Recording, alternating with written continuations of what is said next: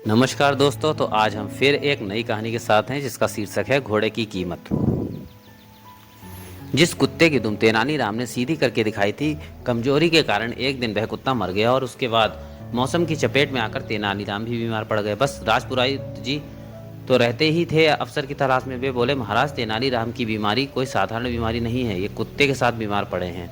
शास्त्रों के मुताबिक यदि इनके खर्चे से कुत्ते की आत्मा की शांति के लिए अनुष्ठान किया जाए तो इनकी बीमारी भी दूर हो जाएगी, अन्यथा महाराज को तेनालीराम के जीवन से हाथ धोना पड़ सकता है। आप तेनालीराम को आदेश दें कि वे अपने खर्चे से कुत्ते की आत्मा की शांति के लिए अनुष्ठान करें। ठीक है, हम आज्ञा देते हैं महाराज। चूंकि तेनालीराम को खोना नहीं चाहते थे, अतः उन्होंने पुरोहित की चालाकी को समझे बगैर फौरन ही आदेश जारी कर दिया। इत्तेफाक से उस दिन तेनालीराम भी दरबार में उपस्थित थे।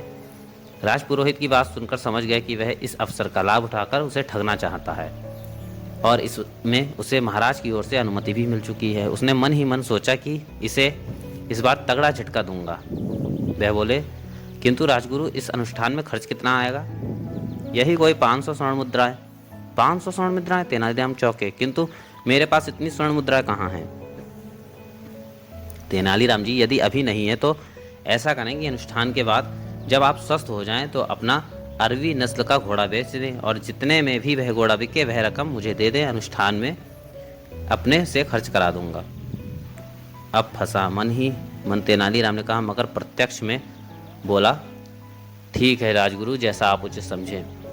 सारी बातें महाराज के सामने तय हुई। राजगुरु ने सोचा, तेनालीराम का वह घोड़ा 600-700 स्वर्ण मुद्राओं में अवश्य बिक जाएगा। इतना धन पाने के लिए यदि इस नाटकबाजी में 100-200 स्वर्ण मुद्राएं खर्च हो भी गई तो भी कोई फिक्र की बात नहीं। राजगुरु ने दूसरे दिन ही उल्टा सीधा अनुष्ठान कर दिया और तेनालीराम के स्वस्थ होने का इंतजार करने लगा। खैर, करीब 15-20 दिन बाद तेनालीराम स्वस्थ हो गए। राजपुरोहित ने उनसे कहा, अब घोड़ा बेचकर उसका कर्ज चुकाएं। तेनालीराम राजी हो गए।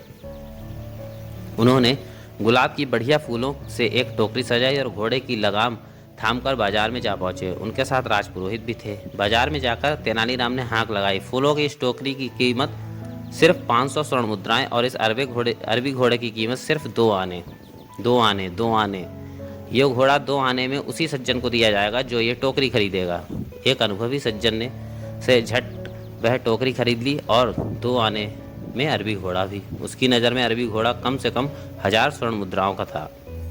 ये देखकर राजपुरोहित बड़े तिलमिलाए। उसने अपना माथा पीट लिया, मगर तेनालीराम तो तेनालीराम थे। उन्होंने 2 आने राजपुरोहित को हाथ में रखे और चलते बने। महाराज को जब इस बात की खबर मिली तो वे खूब हंसे।